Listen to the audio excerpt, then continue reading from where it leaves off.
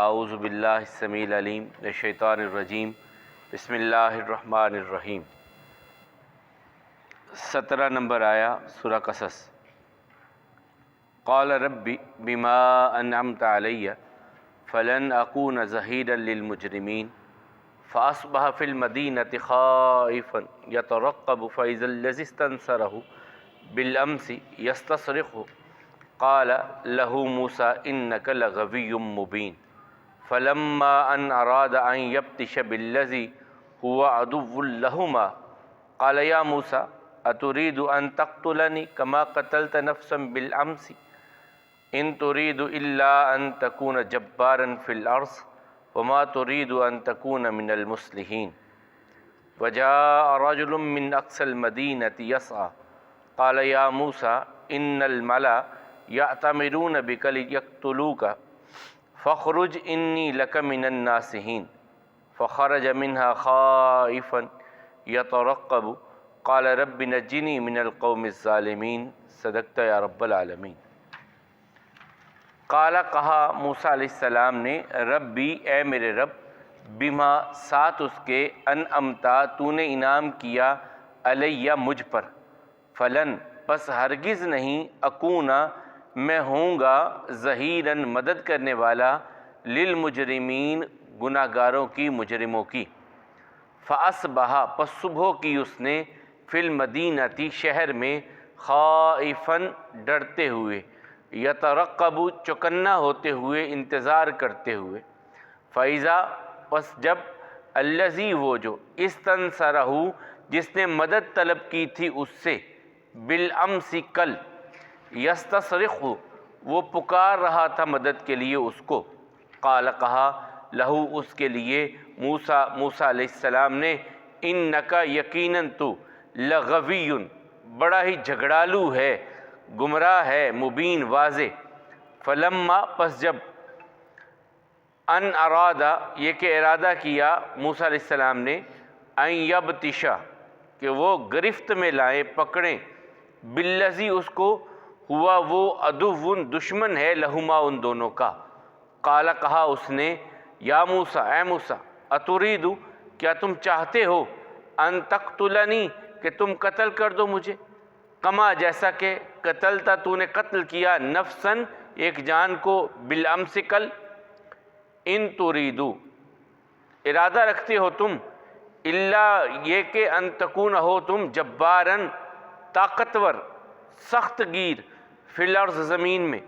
وما تریدو اور تم نہیں چاہتے ان تکون یہ کہ ہو تم من المصلحین اصلاح کرنے والوں میں سے وجاء اور آیا رجل ایک مرد من اقصى المدینہ من اقصى کنارے سے المدینتی شہر کے یسعى دوڑتا ہوا قالا اس نے کہا یا موسیٰ اے موسیٰ ان یقیناً الملا سردار یأتمرون مشورہ کر رہے ہیں بکا تیرے ساتھ لیقتلوک کہ تجھ کو قتل کر دیا جائے فخرج پس نکل جا انی میں لکا تیرے لیے من الناصحین خیر خواہوں میں سے ہوں فخرجا پس نکلے موسیٰ علیہ السلام منہا وہاں سے خائفاً ڈرتے ہوئے یترقب چکنے اور انتظار کرنے والے قال کہا ربی اے میرے رب نجنی نجات دے مجھ کو من القوم الظالمین اس ظالم قوم سے۔ کل ہم نے پڑھا اللہ تعالیٰ فرماتے ہیں ہم نے اس کو یعنی موسیٰ علیہ السلام کو لوٹایا ان کی ماں کی طرف تاکہ ان کی آنکھیں ٹھنڈی ہوں اور وہ غم نہ کرے اور جان لے اللہ کے وعدے سچے ہیں لیکن اکثریت ان کی اس بات سے بے خبر ہے۔ اور جب وہ بھرپور جوانی کو قوت کو پہنچے ہم نے انہیں حکمت اور علم عطا کیا اور اسی طرح ہم محسنین کو عطا کرتے ہیں۔ وہ شہر میں داخل ہوئے اس وقت جب لوگ غفلت میں تھے تو انہوں نے دو آدمیوں کو لڑتے ہوئے دیکھا، ایک ان کے اپنے قبیلے کا تھا اور ایک دشمن قبیلے کا۔ تو اپنے قبیلے والے نے ان سے مدد چاہی اپنے مخالف پر، تو موسیٰ علیہ السلام نے اسے ایک مکہ رسید کیا تو وہ موت کی نیند سو گیا، مر گیا۔ تو موسیٰ علیہ السلام نے کہا یہ تو شیطان کا عمل ہے اور وہ دشمن بھی ہے، گمراہ کرنے والا بھی ہے بڑا واضح۔ اور کہا ہے میرے رب میں نے اپنی جان پر ظلم کیا، مجھے بخشش عطا فرما، تو ہم نے اسے بخش دیا، یقیناً وہی بخشنے والا مہربان ہے۔ اب جب یہ معاملہ اللہ تعالیٰ سے دعا کر چکے تو پھر موسیٰ علیہ السلام نے ایک اور اللہ تعالیٰ سے عہد کیا، وعدہ کیا اللہ تعالیٰ سے۔ کس چیز کا؟ کہ یا اللہ آج کے بعد میں کسی ظالم کا مددگار نہیں بنوں گا، کوئی بھی مجرم ظالم مجھے اس طرح بلائے گا نا، میں کبھی ایسے بندے کی مدد نہیں کروں گا۔ یہ انہوں نے اللہ تعالیٰ سے وعدہ۔ قال ربی بما انعمت علیہ، یا اللہ جی تو نے مجھ پر احسان کیا ہے کہ مجھے معافی عطا کر دی ہے، یہ کرم مجھ پر آپ نے کیا ہے، فلن اکون ظہیرا للمجرمین، اب میں ہرگز کسی مجرم کی مدد کبھی نہیں کروں گا، کبھی ایسے بندے کی بات اور کبھی ایسے بندے کی طرف میں دھیان بھی نہیں دوں گا جو گناہ گار ہے، مجرم ہے، میں ایسی اس کی مدد نہیں کروں گا۔ فاصبح فی المدینۃ خائفا، اب وہ قتل ہو گیا، اب رات گزری تو موسیٰ علیہ السلام ڈرتے ہوئے وہاں سے نکلے شہر میں کہ دیکھوں کیا معاملات ہیں، اس کی خبر کسی کو ہوتی ہے نہیں ہوتی، کیا معاملہ بنتا ہے، جو کل قتل ہو چکا اس کے بارے میں آج کیا معاملہ بنتا ہے۔ ڈرتے ہوئے موسیٰ علیہ السلام شہر میں نکلے، یترقب چکنا ہو کر کے، اب خوف تو تھا کہ میرا یہ راز نکلے گا تو مجھے گرفتار بھی کیا جا سکتا ہے، کیا معاملہ بنتا ہے، راز نکلتا ہے نہیں نکلتا، یہ ساری باتیں سوچتے ہوئے انتظار کرتے ہوئے خوف کے ساتھ موسیٰ علیہ السلام شہر میں نکلے۔ اور اب پھر وہی شخص جو کل لڑ رہا تھا، بنی اسرائیلی جو لڑ رہا تھا، وہی آج کسی اور کے ساتھ لڑ رہا تھا۔ کل کسی اور سے، وہ بندہ تو مر گیا، قبطی مر گیا، بنی اسرائیلی زندہ رہا، اب وہی بنی اسرائیلی اگلے دن کسی اور کے ساتھ لڑ رہا، اور موسیٰ علیہ السلام اتفاقاً اس طرف نکل آئے۔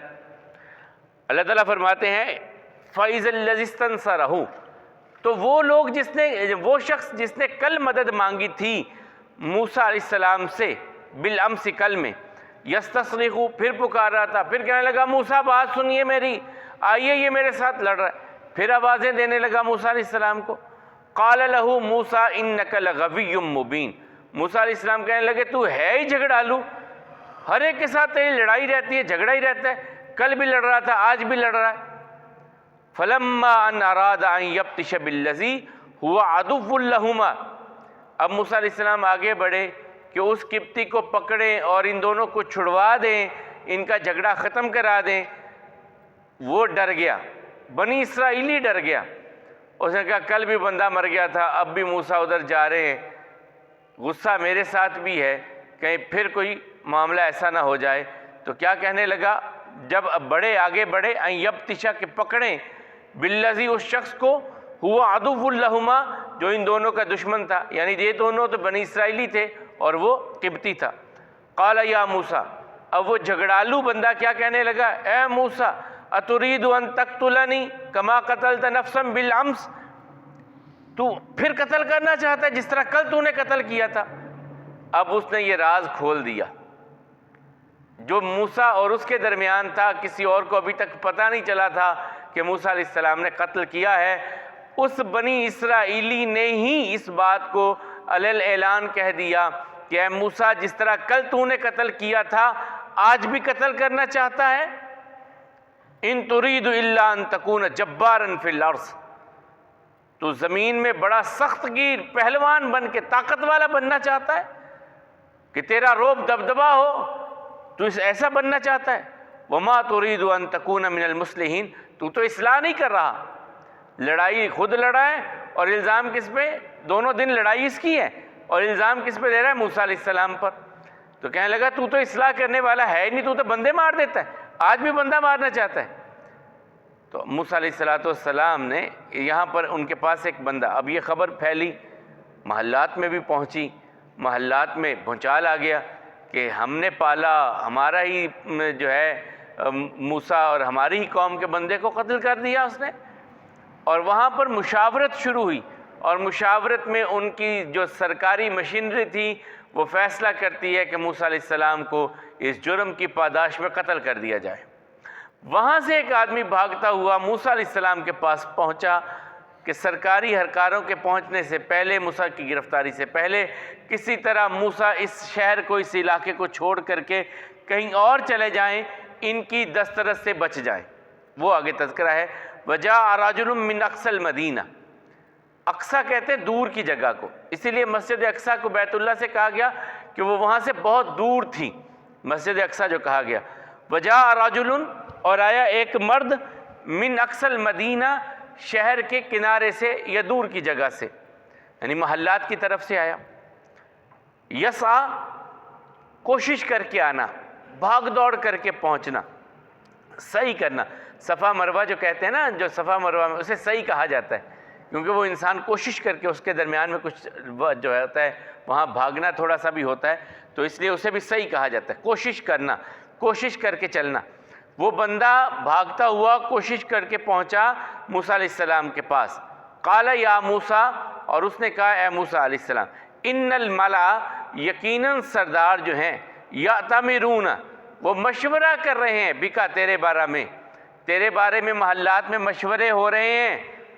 لیقتلوک، کہ تجھے قتل کر دیا جائے، سزائے موت کے فیصلے تیرے ہو رہے ہیں۔ موسیٰ علیہ السلام کو آ کر کے اس نے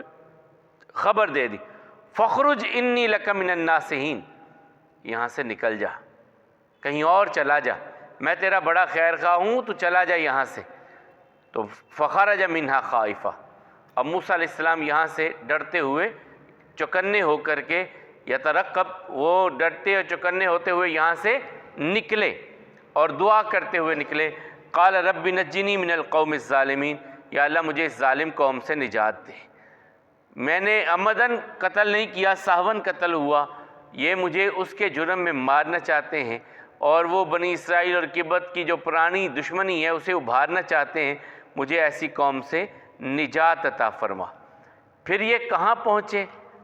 کس طرح ان کی رہائش کا انتظام ہوا، اور ان کی ایک بڑی کمال کی دعا،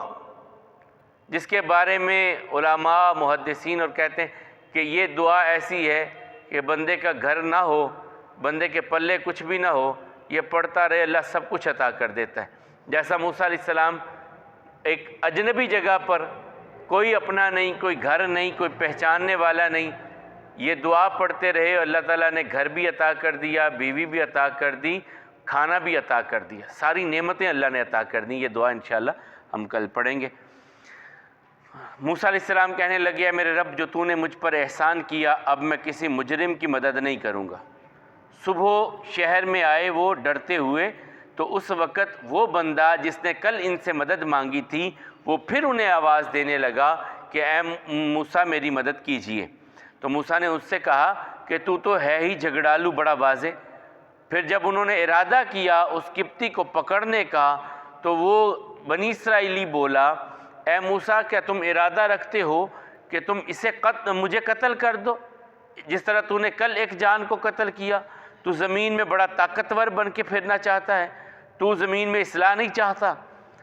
پھر شہر کے کنارے سے ایک آدمی دوڑتا ہوا آیا اور اس نے کہا، موسیٰ، سرداروں نے آپ کے بارے میں مشورہ کیا ہے کہ آپ کو قتل کر دیا جائے، آپ یہاں سے نکل جائیں، میں آپ کا خیر خواہ ہوں۔